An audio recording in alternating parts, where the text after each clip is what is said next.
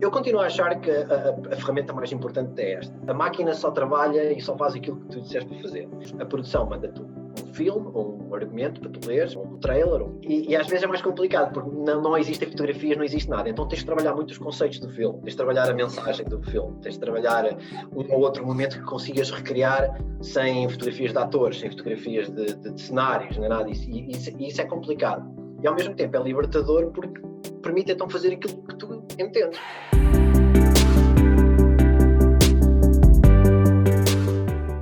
Obrigado por aceitares o nosso convite, Nuno Sarnadas. Podes começar por contar-nos como e quando começaste a fazer artes. Conta-nos um pouco sobre o teu percurso até aqui. O que é que despertou em ti este interesse pelas artes e, em particular, pelos pósteres? Antes de mais, obrigado pelo convite e por receberem o vosso espaço aqui. A minha história começa desde muito pequeno. Eu lembro-me na pré-primária e tudo, já desenhava e já fazia bonecos inspirados nos desenhos animados. Foi uma coisa que sempre fez parte de mim. O desenho, o esboço, olhar para a televisão e tentar copiar os desenhos que via, ler livros e copiar por cima para começar a perceber como é que funcionava a anatomia humana e as posições, essas coisas assim. E foi uma coisa que eu levei sempre muito a sério, esta escolha pelas artes, até quando foi preciso decidir um rumo para a universidade, que é sempre o que é que vamos fazer para a universidade? Vamos fazer aquilo que gostamos ou algo que nos dá um futuro com um bocado mais de segurança?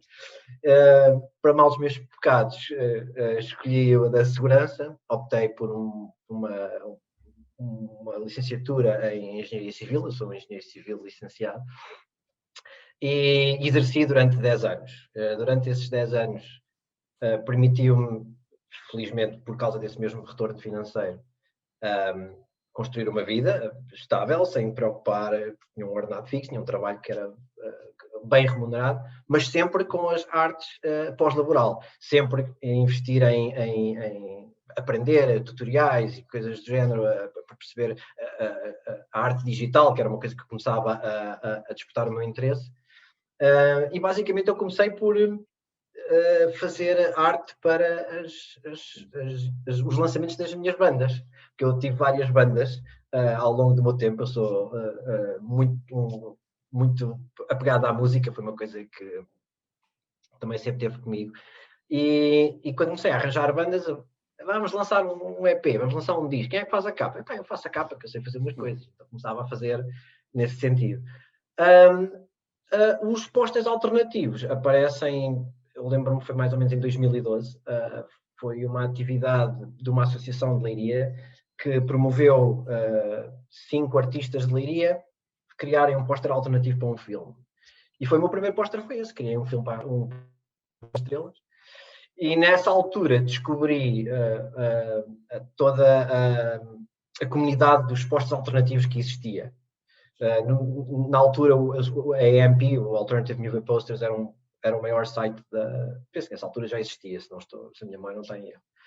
Pai, fiquei apaixonado. Mas isto é uma malta que faz posters alternativos por prazer, e também quero. Então nunca mais parei. E claro, depois pões o teu trabalho online, as pessoas reparam, pensam, também fazes posters originais? Posso fazer. Foi assim, pronto. Palavra, passa a palavra, depois a internet, sites, Twitter, Instagram, a coisa começa a crescer e felizmente tem crescido até agora, tem sido um percurso sempre em ascensão. Nem sempre fácil, e às vezes chegava a planaltos, que eu ficava plano durante muito tempo, mas acreditava mesmo que um dia podia conseguir fazer vida de criar pósteres para filmes, principalmente originais. É o que eu gosto mais de fazer, é criar material original. Os pósteres alternativos já são mesmo para praticar e técnicas e estudar e perceber como é que as coisas funcionam, que é para depois, quando chegam os originais, já ter a matéria na ponta da língua, basicamente. Como é que tu aprendeste? Tu mencionaste tutoriais, né? Mas há algo a mais disso que usaste, outros métodos que usaste para aprender, ou foi só tutoriais e prática e self-learning, né? Como se diz? Yes, completamente autodidata. Não houve... eu tive artes gráficas até ao 9º ano, mas é Olha, agora pinta este quadro do Van Gogh. Olha, agora pinta este coisa. E um gajo faz assim umas réplicas e não sei o quê. Mas em termos de arte digital, o único contacto que tive foi mesmo a curiosidade, apanhar programas, tentar perceber como é que as coisas funcionavam. E com o YouTube abriu-se assim uma porta tremenda. Vídeos para um gajo aprender. E o conselho que muitos diziam era: aprende tenta recriar aquilo que tu gostas, né? Tenta copiar aquilo que tu gostas, tenta replicar. E era o que eu fazia no início, era tentar replicar, tentar perceber que coisas como é que a luz trabalhava assim, como é que as colagens eram feitas. E depois o advento da internet foi uma ferramenta tremenda para mim. Mas sim, foi tudo autodidata, foi tudo self-learning. Ok. E tu falaste um bocadinho da vida que fazes com isto. Agora já consegues viver só da arte? Dá para fazer as tuas despesas e seres totalmente independente? Sim, felizmente dá. Em maio, junho do ano passado, lá está, pelo Instagram, houve um artista, um ilustrador que veio ter comigo, gostou de um póster em particular da Guerra das Estrelas que eu tinha feito. E ele queria pintá-lo. E perguntou-me se podia dar autorização para pintar. Sim, desde depois de créditos. A conversa continuou, falamos de filmes, falamos de pósteres e ele propôs-me simplesmente: olha, vamos fazer uma coisa, tenho uma proposta para te fazer. O que é que dizes de fazeres design de pósteres e eu pintá-los para criar uma experiência mais rica para as empresas, as campanhas de marketing dos filmes que vão saindo agora? Eu achei a proposta interessante porque eu não sou ilustrador. Faço ilustração, mas só por gozo pessoal, não a faço porque não é o meu forte. E então, assim, juntávamos os dois os nossos esforços e podíamos criar uma super equipa, por assim dizer. Desde essa altura tem sido uma experiência, como se diz em inglês, overwhelming. Ele conhecia pessoas, eu conhecia pessoas, os contactos começaram a acontecer, o nosso trabalho começou a aparecer mais frequentemente online e as pessoas vêm mandam e-mails e olha, vou lançar um filme agora.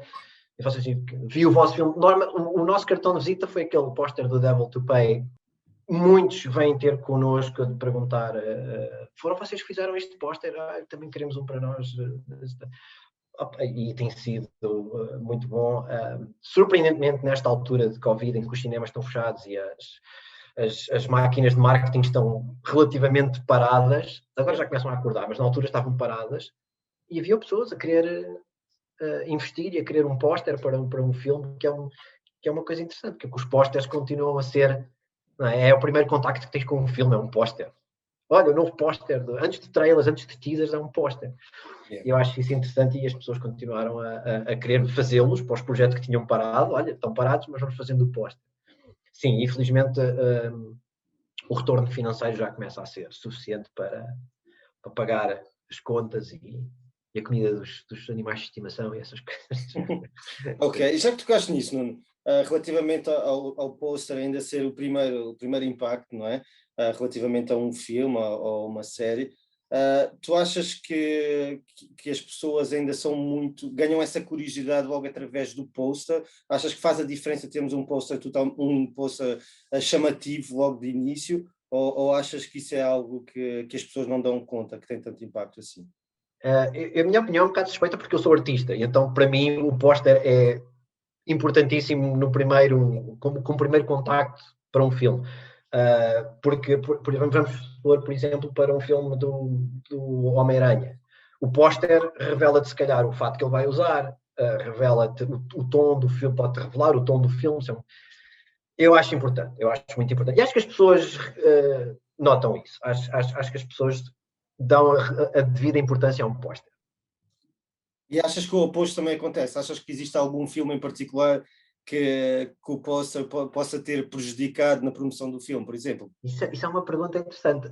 Eu lembro-me, eu, por exemplo, para os pósteres, os primeiros pósteres que saíram para o Tenet, do Christopher Nolan, achei-os muito insonsos. Ok, que tipo... Deixou-me curioso para o tipo de filme que eu iria ver. Mas pensei assim, epá, é um filme do Nolan, tem que ser assim, não é especial. Se olharmos para a campanha dos Batmans dele, ou do Inception, eram posters fortes, eram posters quase iconográficos, não é? E os do Tenet eram assim, meio, olha, o John Davis Washington está no filme. E tem uma pistola e uma máscara. Pronto, está bem, está certo. Está. Mas sim, penso que sim. Lembro-me também dos posters para o Far From Home do Homem-Aranha, que eram assim, levaram uma tarefa tremenda que toda a gente. Eu sei, eu lembro-me disso. Muito fracos e as montagens de Photoshop muito tamanhosas. Sim, eu também acho que sim. Que há filmes que. Não sei se levam o filme, as pessoas a não ver o filme, mas que são motivo de conversa. Yeah. Antes de passar a palavra ao Dino, eu gostava de entrar aqui numa questão que é importante para todos nós, não é? Porque estamos a falar em língua portuguesa também, estamos a falar de que estão em Portugal, estão em Angola, estão no Brasil. Como é que achas que é a recepção do público e da indústria portuguesa em relação à arte digital? Já recebeste algum convite por parte de uma produção portuguesa, por exemplo?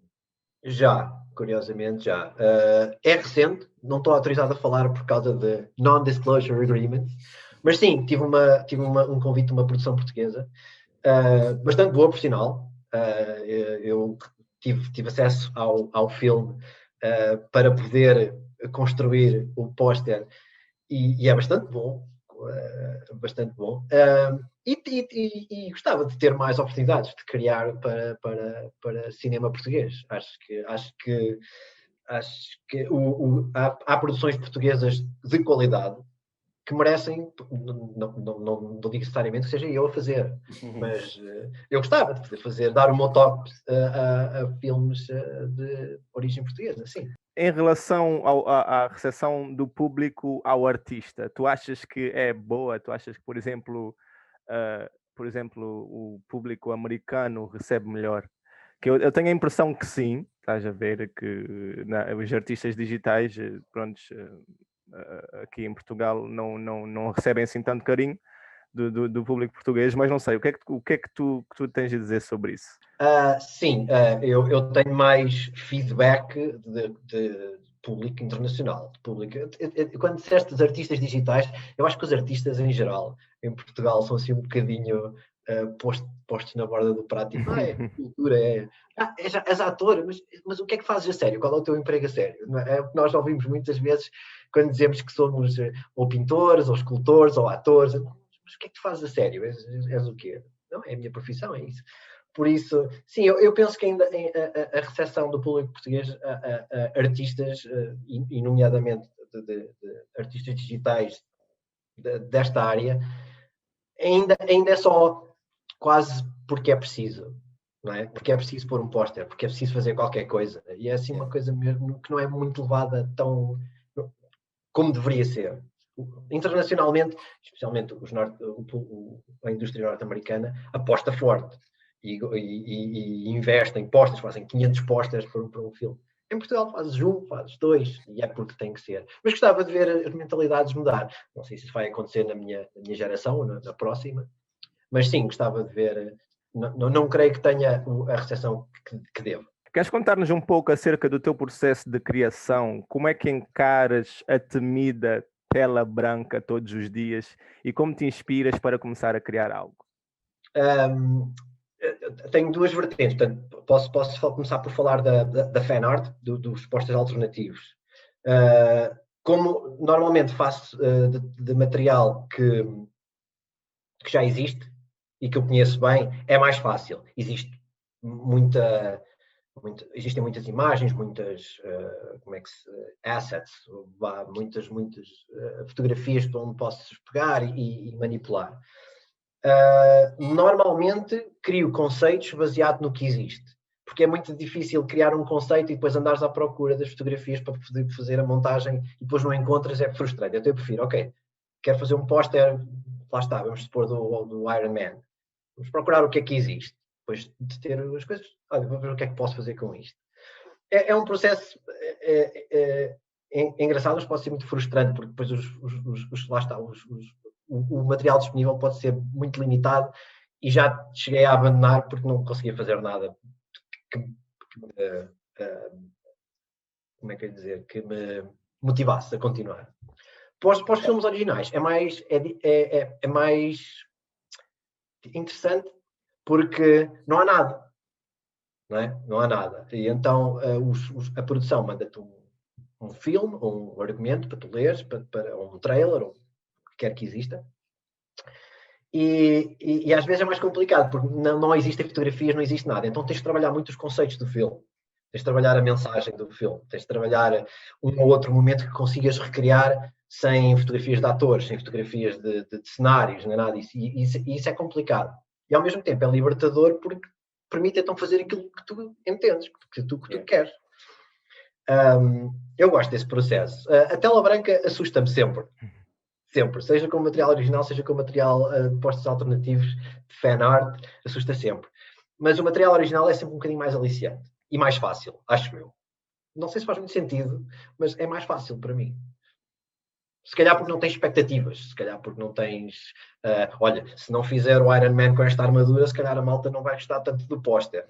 Enquanto que com um filme original, ok, eu vou ter que dar às pessoas uma imagem que tenta replicar o que o filme, que 90 minutos de filme é. E isso é extremamente motivador e inspirador. Tens o poder todo, não é? Sim, basicamente é isso. E aí é tão interessante poder, porque depois os realizadores e os produtores ouvem os nossos pitches, não é? Porque eu normalmente faço 2, 3 conceitos em modo sketch, mando, e eles depois dizem, olha, gosto deste, gosto daquele. E normalmente gostam sempre de um dos iniciais, que é sempre bom, e é engraçado eles verem a perspectiva, não é? Como é que nós interpretámos o filme. É? Olha, não tinha percebido que esta imagem era... Estás a ver como...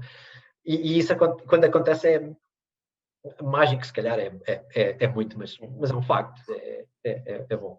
Então, é-te dado praticamente o plot do filme todo.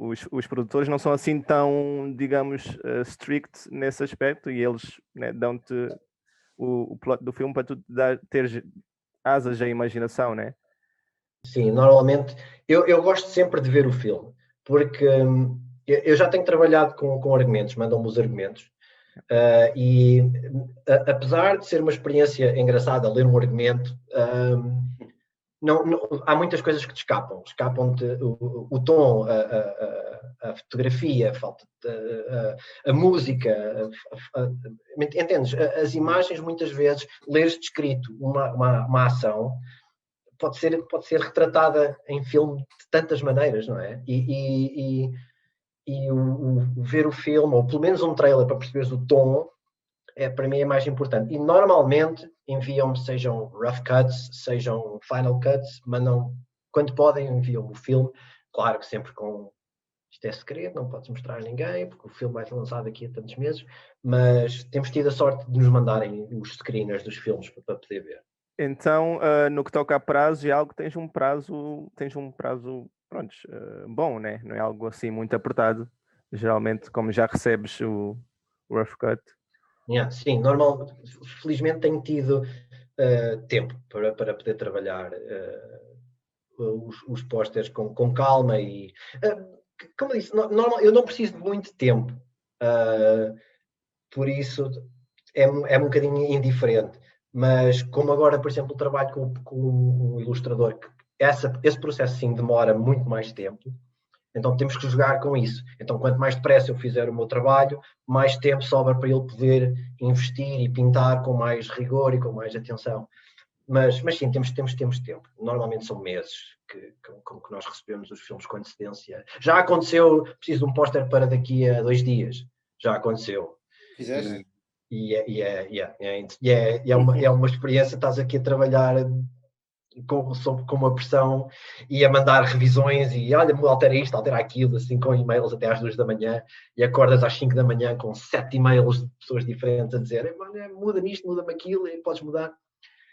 Faz parte do processo. Eu, por mim, lá está. Agora vivo um estilo que não me custa nada sair da cama para me meter em frente ao computador a trabalhar. E aqueles as fanart que tu fazes, que não tens tanta essa pressão, não é? Quanto tempo é que demoras mais ou menos a produzir? Se correr bem com fotografias e tudo, já tive trabalhos que começam às 9 da manhã e às 4 ou 5 da tarde está no Twitter. É assim. Uou. Sim. Não sei se eu mandei, não sei, agora não tenho de memória o que coisas que vos mandei, mas recentemente fiz um para o upgrade. Yeah. Foi um conceito que eu tinha na cabeça, foi uma coisa que demorou uma tarde a fazer. Uau. É. E por acaso é interessante que falaste aí do tom do filme, e se eu por acaso olho para algumas das tuas fanarts, nomeadamente o do Joker, por exemplo, que eu vi, Uhum. acho que dá para perceber mesmo o tom do filme por ali, porque dá para imaginar que estamos naquele programa de televisão, não é? Yeah. Aquele poster. E acho que isso é brutal mesmo, dá para perceber qual é a tonalidade do filme. Correio, foi esse mesmo o meu objetivo. Esse demorou imenso tempo a trabalhar, porque normalmente o meu problema principal é organizar as coisas, é o espaço. Depois o concretizar, o pintar, isso é relativamente rápido, mas encontrar um equilíbrio entre este personagem tem que estar aqui e este personagem tem que ser desta altura, é daquelas coisas que mexe 3 milímetros. Durante uma hora estás a mexer 3 milímetros para aqui, para aqui. Epá, e depois de repente faz clique e quando faz clique é um instante, o pintar e essas coisas. O conceito é sempre o mais complicado. Mas esse do Joker deu-me um gosto tremendo de fazer. Foi uma coisa que gostei, porque apliquei muitas técnicas diferentes. Há muito aí que foi pintado e etc. E então quis experimentar coisas diferentes. Claro que não se pode agradar a todos e li alguns comentários menos agradáveis, mas olha, faz parte do processo. Quando depois a tua arte online tens de sujeitar e tens que meter a carapaça e está-se bem. Que tipo de programas usas para criar as tuas artes? Qual é o software? É o software clássico, os Photoshops, os Illustrators, às vezes open source também Gimps e Inkscapes e coisas as ferramentas normais para esse. Há alguns que estou a tentar agora a trabalhar com 3D, a tentar criar elementos 3D, porque isso abre-te todo um novo mundo. Se precisares de uma vista de uma cidade a determinado ângulo, podes meter a cidade no programa 3D, mexes a câmera e pronto, tens a tua cidade como tu queres, em vez de andares desesperado à procura de fotografias no Adobe Stock e coisas do género. Mas são os programas normalíssimos para trabalhar imagem. E acessórios e equipamentos, o que é que tu recomendas? Usas o rato ou usas já como é que se chama aquilo? Um tablet? Sim. Sim, a minha vida mudou radicalmente quando eu comecei a usar os Wacom tablets para desenhar, porque eu trabalhava tudo com rato e era uma tarefa não impossível, mas era extremamente demorosa. Pintar um boneco e fazer um contorno era uma coisa que demorava imenso tempo, porque não tens aquela questão da pressão, não é? e da precisão que tens com a caneta. Quando tive acesso a uma, foi muito complicado. Ao princípio não conseguia perceber como é que eu iria adaptar-me àquilo, mas já não consigo trabalhar sem uma coisa desse género. Por isso o tablet para mim é muito importante, é uma ferramenta. Melhora o teu workflow consideravelmente mesmo. Consideravelmente, mas consideravelmente. Ok. Olha, eu imagino que fazer isto a tempo inteiro não seja nada fácil, especialmente quando estás a criar algo que não tem nenhum retorno financeiro diretamente, como por exemplo a fanart, não é? Qual é a maior dificuldade que enfrentas a nível pessoal e ou profissional? Como é que te mantens, como é que te motivas e mantens criativo diariamente? Nesta questão dos pósteres e de fazer vida de arte visual, há um conselho que me deram e que eu tento seguir com bastante assertividade, que é o facto de permanecer relevante, aparecer, criar conteúdo. Claro que isto muitas vezes, a pressão de criar conteúdo, e aconteceu-me no ano passado, no final do ano passado, sentes aquele burnout. Crias e crias e crias e crias, e depois quando empancas e não consegues criar nada, começas a achar que já não és capaz, que já não. E já há 3 dias que no Twitter ninguém vê nada de ti, e já toda a gente te esqueceu. Então vives com essa pressão, porque há tanto talento a trabalhar, e depois tu fazes scroll, é aquele doom scrolling. Tu dizes, este post é brutal, e eu em 3 dias não faço nada. E começas a criar viver naquela bolha que pode ser um bocadinho tóxica. Mas eu tento arranjar inspiração onde quer que possa. Às vezes a melhor inspiração que podes fazer é como fiz muitas vezes, é desligas o computador, vais passear, vais tocar um bocado de bateria, vais tocar um bocado de guitarra, voltas ao computador quando te apetecer, e depois às vezes as coisas acontecem mesmo automaticamente. Pegas, olha, vou ver o que é que... Lês um artigo de um filme e, olha, vou fazer um filme, lembra-me de ver este filme e de gostar, vou tentar ver se faço alguma coisa. Às vezes acontece assim, mas é uma pressão saudável. E é isso, basicamente tento fazer a fan art baseado nos filmes que gosto e nos filmes que conheço, numa tentativa de manter alguma relevância no panorama. E às vezes basta aquela pessoa, a pessoa certa gostar de um... Recentemente, o produtor da primeira temporada do Daredevil partilhou o meu póster. Do Daredevil. Até hoje, isto foi há 3 dias, até hoje há pessoas a partilhá-lo e a comentar. Pá, e ele já tinha partilhado, esse póster existe desde o verão do ano passado. Mas há 3 dias o produtor viu e partilhou. São estas pequenas coisas. Tornou-se viral. É isso. Ou seja, pode mudar de um dia para o outro, só tem que continuar tens de continuar a persistir, não é? Completamente. Qual consideras ser a melhor obra de arte que já fizeste? Consegues escolher uma? A tua? A minha melhor obra de arte? Eu posso agora dizer aquela a melhor obra é a minha última que eu fiz. E em certos aspectos é um bocado isso. Gosto sempre de pensar que o meu melhor póster é o último. Tenho alguns que são preferidos, que eu volto e meia olho para trás e isto é mesmo bom. Nomeadamente, eu também vos enviei um do Capitão América, do Winter Soldier. Eu tenho um orgulho um bocadinho especial por esse póster. Acho que é um póster que correu rapidamente. Foi um conceito que me apareceu na cabeça e eu fiz isso em 2 dias. Muita gente não gosta e faz piadas porque o Capitão América não combateu Cthulhu, nem nada de monstros marinhos. Era uma metáfora. Do Hydra, né? Exato. Muita gente percebeu e eu gosto. Acho que as cores e o modo como o póster está composto, gosto desse. Se quiseres uma referência, gosto desse. Esse talvez seja um dos meus últimos que eu fiz, que acabei. Isto é fixe. Este merecia ser oficial, basicamente. Nós aqui todos gostamos de criar, não é? Vocês é a parte mais visual e eu é a parte mais escrita, portanto, e às vezes dou por mim em 2 ou 3 projetos ao mesmo tempo, escrevo um bocadinho de um bocadinho do outro, um bocadinho do outro. Contigo também acontece isso, às vezes estás com vários cartazes ao mesmo tempo em aberto, ou fazes um e tentas finalizar e depois passar para o próximo?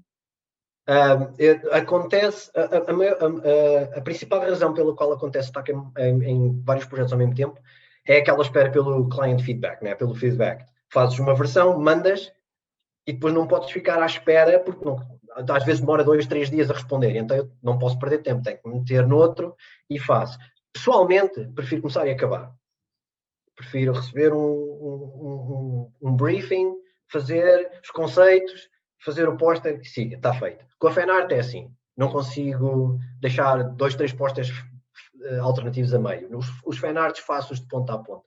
Mas no trabalho original é sempre mais complicado porque o teu workflow depende de terceiros. Então é sempre mais... Mandas a versão, 3 dias depois, olha, vi o teu póster, desculpa a tardia, eu não posso estar parado porque prazos são fundamentais neste tipo de trabalho. Por isso sim, acontece-me estar. E neste momento até posso dizer que estou a trabalhar na capa de um livro e tenho 3 pósteres em curso. 2 para curtas-metragens e uma longa-metragem. E estou toda à espera de client feedback, estou parado. Muito fixe, muito fixe. Existe alguma coisa, talvez ligado às novas tecnologias que têm vindo a surgir, que te intrigam, interessam ou talvez preocupem no que toca a este ramo? Por exemplo, vou tentar dar um exemplo. Como tem muitas funcionalidades no Photoshop e coisas assim, que tem machine learning e NFTs e essas coisas. O que é que tu tiras disso tudo? Como és uma pessoa já com bastante experiência, como disseste, prontos, tens mais experiência e mais idade, consegues dizer assim o que é que tu achas dessas novas tecnologias que têm vindo a surgir e o que é que está no horizonte?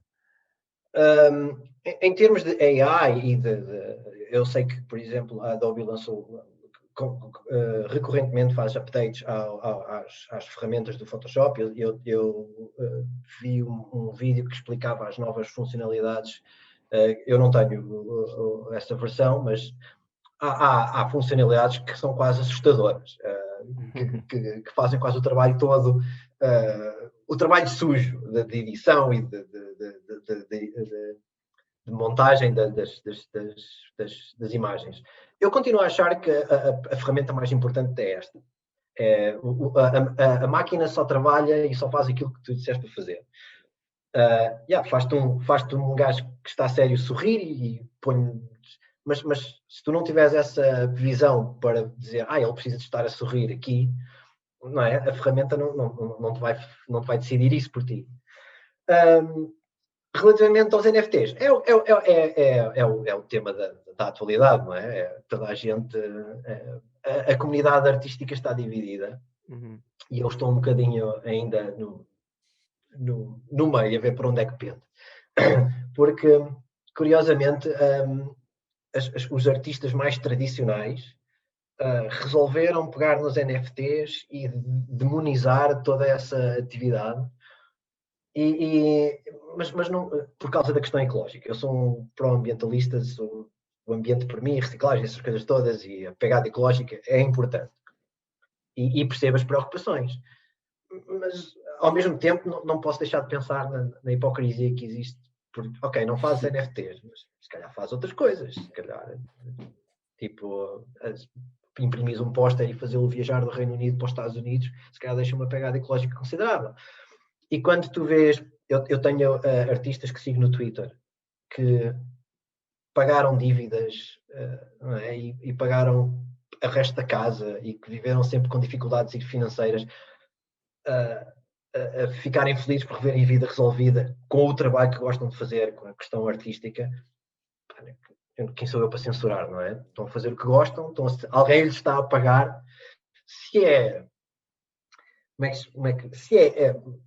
É o que é, não, o que é isto? De onde é que vem este dinheiro todo, de repente, por renders 3D? O Beeple vendeu por 69 milhões de dólares. É inacreditável, não é? De onde é que vem este dinheiro todo por uma peça digital? Para já não é um mercado que me alicia. Eu gosto de fazer... se bem que as coisas chamaram-me a atenção, a Legendary promoveu a primeira campanha de marketing para o King Kong, para o Godzilla vs. Kong, em NFTs. Lançou uma série de posters por NFT. Acho que foi o Boss Logic que fez alguns. Não tenho certeza, vi alguns. Pode ser uma porta que, não é? que arraste os artistas todos dos posters para os NFTs. Não sei, isto ainda é tudo muito, muito verde. Para mim é tudo muito confuso. Por isso prefiro manter-me... Olha, faço postas para os filmes, é o que interessa. Tu falaste do teu Twitter, e eu por acaso foi através do Twitter que te conheci, que cheguei até ti, e foi um bocadinho, lá está, o Twitter tem aquela funcionalidade às vezes que a gente vê o que as pessoas que nós seguimos, elas põem like, por exemplo, e foi aí que cheguei através de pessoas do mercado norte-americano que puseram like no teu trabalho, que partilharam até, e cheguei até ti. E depois, obviamente, abri a tua página e vi que tens uma diversidade enorme e muitas obras de arte lá na tua página. Como é que tem sido o reconhecimento para ti do Twitter? Achas que isto te abriu muito mais portas do que tinhas antes das redes sociais, por exemplo? Mas, sem dúvida. As redes sociais, não há outra maneira de um artista, até há 2 anos português, chegar onde chegar sem as redes sociais. Não há como negar isso. O Twitter foi uma coisa que eu comecei a utilizar há relativamente pouco tempo, mas que, para mim, continua a ser o que tem o melhor sistema de partilha. Não é? A maneira como funcionam os retweets, essas coisas, é mais fácil chegar à origem do material, porque o Twitter, se não roubares o material e postares tu, é fácil chegares à origem. O Instagram também já tive muita gente a chegar-me a mandar-me DMs por Instagram. O meu parceiro pela Smudge foi pelo Instagram, viu o meu poster no Instagram, comunicou por lá. O Facebook é uma plataforma para mim não válida neste. É giro para partilhar, mas para criar awareness, consciência do teu trabalho. O Twitter é excelente nesse aspecto. Também é efêmero, porque o teu tweet depois é diluído na corrente. Se não tiveres a sorte de postar à hora certa, quando o produtor norte-americano está a sair da cama e liga ao telefone e vê o primeiro tweet que vê é com o teu tag, se calhar tens que postar 5, 6, 7, 8, 9, 10 vezes até que, olha, este gajo fez um póster para o meu filme, olha, porra. Mas sim, o Twitter tem sido uma ajuda tremenda para chegar mais longe. E aqui entre nós, conta-nos lá, já houve algum ator, realizador, conhecido, produtor que já falou contigo pessoalmente, já te elogiou? Há um mês o Robert Patrick comentou no meu póster que eu fiz para o Terminator 2, very nice. Por isso, foi um geek out moment, sim. E o Lee Whannell também, a Blumhouse partilhou um póster meu que eu fiz para o Upgrade. Também foi assim um daqueles momentos. Mas fora isso, não, nada assim de muito famoso. A Blumhouse, portanto, mesmo os produtores partilham muito fanart, elas estão à vontade com isso. Sim. E a Blumhouse assim como a A24 e são casas com quem eu gostava muito de trabalhar com mais proximidade. Tem uma identidade muito própria, não é? Exatamente. E como são independentes, arriscam e fazem filmes que realmente despertam a tua atenção e não são aquela coisa de pipoca. Por isso, e esse é o tipo de trabalho, mais do que o blockbuster. Eu adorava ter trabalho recorrente em filmes que for mais independente e mais alternativo. Hereditary, aqueles Robert Eggers e se o Ari Aster me convidasse para fazer um filme, isso era espetacular. Mais do que for um da Marvel ou assim. Será que não é esse o projeto que tu estás aí a guardar, que não podes falar? Não, posso dizer que não é. Posso dizer que não é. Infelizmente não é. Não é. Nuno, e tens algumas dicas para o pessoal que faça arte digital e quer que o seu trabalho seja reparado por mais pessoas? Tens assim algum truque, como há bocado tu disseste que se mandares o tweet com o hashtag na hora que o produtor acordar, podes ter a sorte. Tens alguma estratégia quando tu estás a criar uma arte e depois publicas ou partilhas com alguém via DM, é chato e envias diretamente para pessoas ou usas hashtags? Como é que tu fazes para o teu trabalho chegar a novas pessoas, né? Que é o que o pessoal como artista quer para acontecer geralmente, né? Eu se calhar sou a pior pessoa para dizer porque eu não faço ideia. Eu sou o pior poster da história dos posters. Eu, se for preciso postar algo às 8 e tal da manhã, quando nos Estados Unidos está toda a gente a ir para a cama, eu faço isso. E já tive pessoas a dizer: não postes agora, posta àquela hora. Mas eu não consigo esperar até àquela hora. O póster está feito, eu tenho que tirar isto do meu sistema. Os hashtags são importantes, sim, e identificar as pessoas. Às vezes é preciso identificar se queres chegar a algum lado. Insiste, ele não vai ver à primeira, não vai ver à segunda, não vai ver à 10ª, não vai ver à 20ª. Se calhar para a 21ª cai e vê. O Lee Whannell, lá está o realizador do Upgrade, ele fez like, não viu o meu póster, fez like, não fez mais do que um like, mas foi preciso tagalo no póster 7 ou 8 vezes para ele ver o póster. E agora já começou a seguir-me e agora já vê o meu trabalho. Sei lá se não vou fazer um póster para o novo filme do Lee Whannell, o próximo é espetacular. Acho que é o Wolfman, não é? Acho que ele está a trabalhar no Wolfman. Por isso é isso, não, insiste. Eu sou um bocadinho anti as DMs e olha aqui o meu trabalho. As pessoas vão ser eles devem receber tantas mensagens de tanto pessoal a pedir para ver o trabalho. Prefiro dar aquela coisa de olha, se ele vir, viu, se não vir, não viu, mas não vou bater-lhe à porta.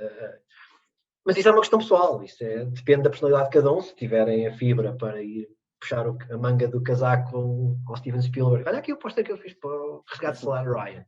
Excelente, isso der trabalho, melhor. Eu gosto faço o trabalho, olha, dou os devidos créditos a quem criou a matéria que me inspirou para o póster. Mas fora isso, não. Hashtags, muitos hashtags, sim. Boa. E a nível de direitos de autor e assim, não existe nenhum problema em criares a tua fanart e tentares vender online, utilizando referências de personagens e filmes existentes? Como é que isso funciona? Consegues explicar para o pessoal que não sabe em casa? Posso dar assim eu tive interesse, eu tenho montes de pedidos constantemente para vender e onde é que eu tenho a loja. Por motivos óbvios de licensing e propriedade intelectual, estava a pensar na versão inglesa, intellectual property, não podes.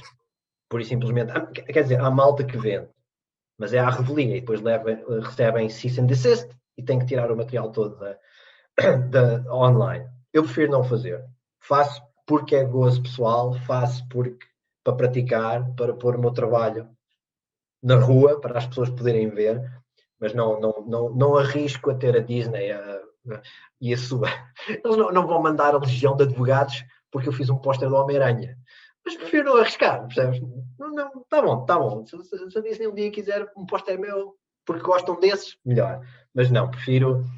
Mas lá está, fica ao critério de cada um. Sei que há muita gente que tem lojas na Big Cartel e na Etsy que vende o material que faz e quando a Marvel diz para tirar, tiram. Eu prefiro não fazer. É uma escolha que faço, fico descansado. Ok, então há problemas em fazer isso.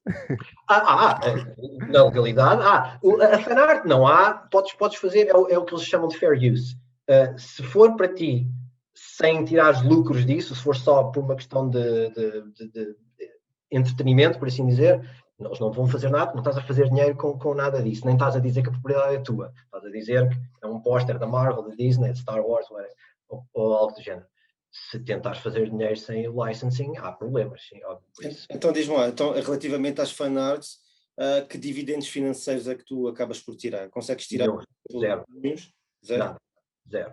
É tudo por amor às propriedades e lá está, para praticar.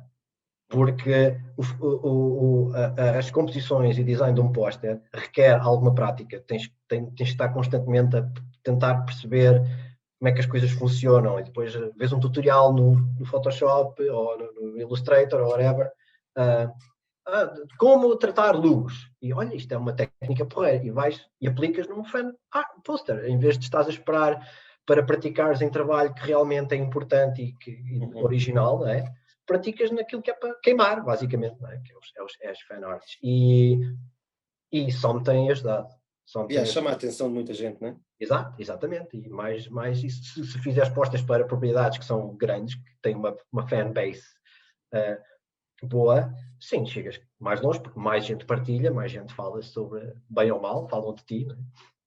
Mas sim, é tudo só por uma questão didática. É só por praticar, estudar, perceber como é que as coisas funcionam, mesmo para praticares a simples organização dos teus fecheiros, das tuas camadas, para optimizares o teu workflow. Não é? No princípio, quando eu começava a fazer, tinha layer 257, layer 258, depois andavas à procura de um brilho que andavas ali pelas layers.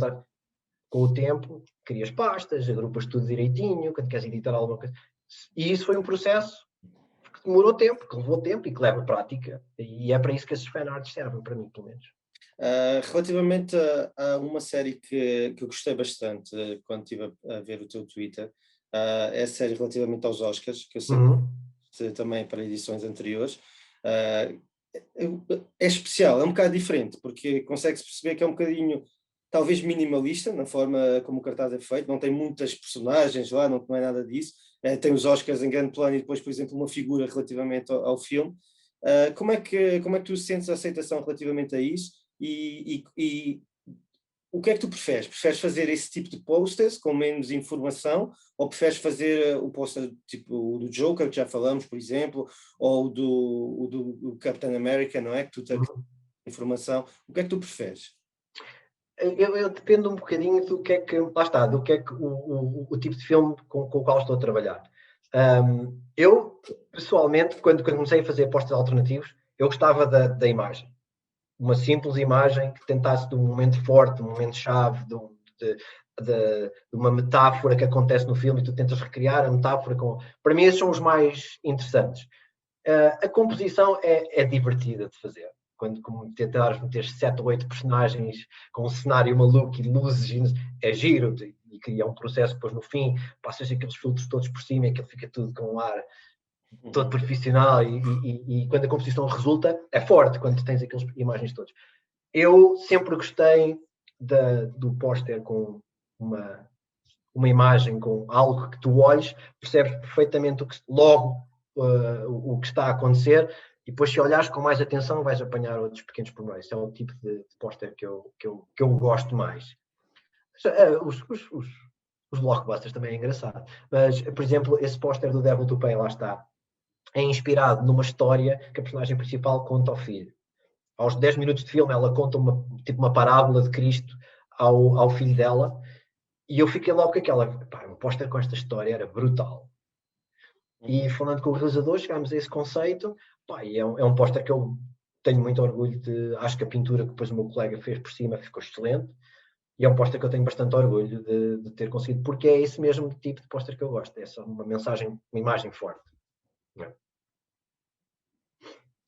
Boa. Relativamente aos posters, que ainda estamos aí um bocado, tu focas-te muito no cinema, também já numa fase inicial da carreira, e também acho que agora também focas-te um bocadinho na música, não é? Que continuas. Relativamente ao cinema, achas que é essencial tu gostares da arte na qual te baseias? Achas que é essencial para fazeres um bom trabalho? Ou também acreditas que é possível ser visto só como um job, vamos assim dizer? Dão-te aquela tarefa, mesmo que não te identifiques com o filme em questão, achas que vais conseguir fazer um bom trabalho? Qual é para ti o peso e a importância de gostar realmente de cinema? O peso de gostar de cinema, para mim, é fundamental.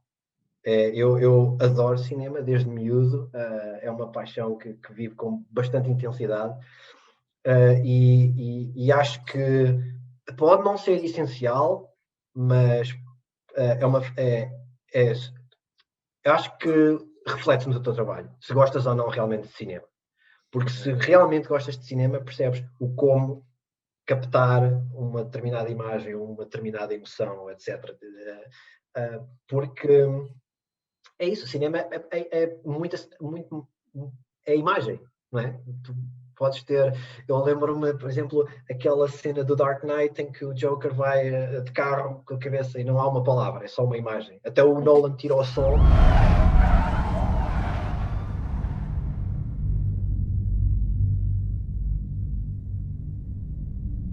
E é só ele. Aqueles 10 segundos, parece que, eu lembro-me de ver no cinema, parece que o ar tinha sido sugado da sala, estava toda a gente. Isso é cinema. E aquilo dava um póster excelente. Acho que é importante. Eu, para mim, não consigo ver-me a criar pósteres de cinema sem gostar de cinema. Acredito que haja quem o faça. É simplesmente um bom artista visual e que faça pósteres. Mas eu, pelo que vejo na comunidade e tudo dos artistas que eu sigo, o amor pelo cinema foi o que os levou a começar a fazer posters e não ao contrário. Já gostar de um filme ou não? Já fiz posters para filmes que não gostei mesmo nada, mas independentemente disso, de não gostares do filme, por gostares de cinema, consegues perceber, ok, como é que eu vou fazer isto? Vou fazer desta maneira. Sim, por isso, não tens necessariamente que trabalhar sempre com filmes bons, porque os maus também andam aí, mas gostar de cinema acho que é importante. Para mim é importante. Nem consigo ver-me fazer ver-me fazer este trabalho sem gostar de cinema. E gostas, já deu para perceber que gostas especialmente daqueles com mensagens um bocadinho subliminares, não é? Tipo Get Out e assim. Sim. Acho que esse tipo de filmes são aqueles que se propõem a pósteres mais... como é que... Eu lembro-me de ver o The Lighthouse. Eu fiz um póster alternativo para o The Lighthouse, mas foi uma coisa muito simples. Mas o filme era tão rico e tinha tantas imagens para poder fazer mas já tinham sido todas feitas. Então isso é uma coisa que eu também evito fazer. Antes de fazer um póster alternativo, tento pesquisar, ver o que é que as pessoas fazem ou não, e tento fazer algo diferente. Quando as melhores ideias já foram roubadas, já foram utilizadas, é complicado. Mas sim, esse é o tipo de filme que eu gosto mais de fazer, quando são assim, mais com as mensagens debaixo do tapete, quase. Nuno, diz-me, na tua opinião, o que é que faz um bom póster? Quais são os componentes que fazem um bom póster? Consegues assim... O que é crucial para um bom cartaz? Isto agora é um bocado complicado, porque isto é como uma música. Quando uma pessoa aprende a tocar um instrumento, nunca mais ouves música da mesma maneira. E eu, ao começar a fazer posters, olho para os posters e vejo coisas que se calhar o público mais incauto ou mais leigo na matéria não vê. Se calhar olham para o póster e veem, olha, está ali o Nicolas Cage. E eu olho para ali, epá, aquele preto não bate certo, aquela sombra não pode estar daquele lado porque a fonte de luz está do outro lado. Por isso, para mim, o mais importante, o que faz um bom póster, tem que ser, especialmente quando são montagens, tem que haver coerência na imagem toda. Tem que haver. É pouco romântica, é um facto. Eu olho para agora para postas de forma mais técnica. Mas para mim o mais importante é isso: é olhar para o póster e não ver logo algo que. Está ali. Eu lembro-me de um póster que saiu para a Enola Holmes, que tinha no póster um edifício que só existia no século XX. Eu tu olhas para isto, mas este edifício não existia na altura. Pronto, e a minha foi para ali.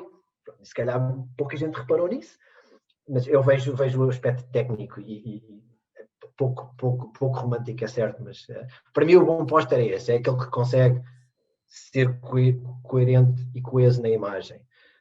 Em termos do outro, da percepção público, era aquilo que estávamos a falar, se conseguires olhar, se o teu póster conseguir fazer com que olhes para ele mais do que 2, 3 segundos, já é um bom trabalho. Nem que seja por ser bonito e olhes para ele tipo, este póster é mesmo bonito, ou por tentares, está aqui qualquer coisa, entendes? E depois a tua visão, está ali. Para mim é isso que faz um bom póster. Não sei se... E olhas para os posters assim tão tecnicamente, não te tira um bocadinho aquela inocência, aquele brilhozinho do cinema, vamos assim dizer, aquilo que desperta o teu maior gosto pelo cinema? Quando és miúdo, por exemplo, de certeza que tinhas alguns filmes favoritos, não é? Podia ser o E.T., podia ser o Raiders of the Lost Ark, não sei. Se calhar não reparavas tanto nessas situações. Como é que achas que hoje tu vês esse tipo de arte que vias antigamente comparado com o que vês hoje? Achas que há alguma diferença? Curiosamente, não. Curiosamente, o póster continua a ser uma coisa que me mexe quase ao nível emocional. Eu olho para ele e ainda consigo. Com a música, por exemplo, não consigo. Ainda consigo vibrar com música, mas lá está, o teu cérebro começa logo a decompor a música e a ouvir o que ele está a fazer na bateria, os pés e as mãos e etc. Com os pósteres, não. Ainda consigo olhar para eles de uma maneira mais, como estavas a dizer, inocente. Olhar para um póster e ver um póster. Ver algo do, estás a dizer, Raiders of the Lost Ark, olhar para o póster e ainda sentir ver o Indiana Jones com o chicote e não estou a pensar em termos de técnica nem nada. É o Indiana Jones. Se vires o Comic Sans, ficas indiferente? Se vires o Comic Sans. Não, o Comic Sans e o papiro mexe tudo. Eu tinha que meter essa aí, desculpa. Não, foi bem. Mas não, tirando essas coisas que são demasiado óbvias, não, os pósteres, eu acho que a arte, esta coisa dos pósteres alternativos, levou também a arte do póster em si, dos pósteres oficiais. Porque agora há tantos artistas talentosos a mudar dos pósteres alternativos e a levar as suas visões para os pósteres oficiais, acho que os pósteres começam a ganhar outra vez. Eu lembro-me quando era miúdo e os pósteres não eram grande coisa, era uma coisa que estava fixada no cinema para saber que filme é que vinha a seguir. E agora tornou-se, há quase um culto, se calhar não é a palavra mais menos pejorativa, mas há uma paixão tremenda. Uma comunidade quase. Uma comunidade, obrigado. Uma comunidade em torno dos pósteres e do amor pelos filmes e uns partilham os pósteres dos outros e acho que as pessoas, as empresas de marketing estão atentas a isso. E tens, por exemplo, a Poster Posse, que é um dos mais conhecidos agências criativas, que trabalha com a Disney. É tudo malta que faz muito postas ao jeito dos postas alternativos. Por isso, acho que agora perdi um bocado o fio à meada. Tinhas perguntado de... É um train of thought. Sim, não foi mal. Eu posso saltar para a próxima pergunta. Tu vives na Suíça e o grande foco do teu trabalho está num outro continente, né? Sonhas um dia em fazer essa mudança para Hollywood e estar mais por dentro do mundo do cinema e do entretenimento? viver nos Estados Unidos não é coisa que me alicie muito, para ser sincero. Ok. Gostava de poder fazer visitas e visitar os estúdios e falar com os execs e trabalhar com o mais próximo não é, do centro nevrálgico do cinema norte-americano. Mas viver nos Estados Unidos não é coisa que me alicie muito de fazer. Ir lá umas reuniões ou até falar no Zoom com os responsáveis pela Marvel, assim, com o Kevin Feige, assim, está bem, passar lá uma semana e etc, nos estúdios, é porreiro. Viver lá, não creio que, felizmente, a internet, outra das coisas que trouxe boas, é o facto de poderes trabalhar, assim, remotamente. Não há aquela necessidade de estar num gabinete em Los Angeles para fazer um póster para um filme de Hollywood, não é? Pode estar em qualquer continente. Há tantos artistas do Reino Unido, por exemplo, com agências no Reino Unido, que trabalham para lá. Até atores, não é? Os atores hoje muito vivem no Canadá, ou na Inglaterra, ou na Austrália, e vão para onde a produção estiver, basicamente. Exatamente. O Reino Unido é um centro de exportação para Hollywood que é inacreditável, cada vez mais. É incrível. Por isso, penso que não penso que não seja necessário, e espero que não seja necessário. Se houver um convite assim aliciante, não sei, depois logo se vê. Não está nos meus horizontes, não ponho a fasquia tão alto. Ok. Então, uma última questão, que é muito importante para... Million dollar question. Uma million dollar question para o pessoal lá em casa.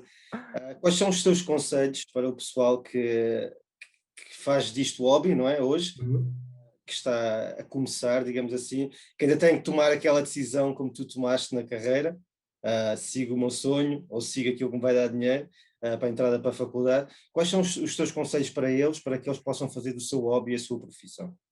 Que sejam bem pagos. Isso ser bem pagos é quase o último passo. Isto é muito complicado porque cada situação é uma situação. Eu posso dizer apenas o que funcionou para mim. Eu acreditava mesmo que um dia conseguiria fazer qualquer coisa disto. Especialmente, como eu disse há pouco, eu trabalhei 10 anos como engenheiro civil e na altura em que aconteceu a crise financeira, em 2008, se não estou em erro, a construção levou uma taulada, a minha empresa onde eu trabalhava teve que reduzir pessoal, eu fui vítima, indiretamente, e nessa altura decidi, ok, não vou fazer mais, vou-me dedicar a isto, vou-me empenhar a fazer isto. É uma batalha árdua, como qualquer arte, qualquer carreira que seja de natureza artística, é extremamente difícil conseguir fazer. É um lugar comum dizer que não desistas, trabalha, um dia vais conseguir, certo? Não há lugar para todos. Eu sou daqueles que não digo, não há lugar para todos. A única coisa que tu podes fazer é trabalhar de modo a que sintas que há um lugar para ti.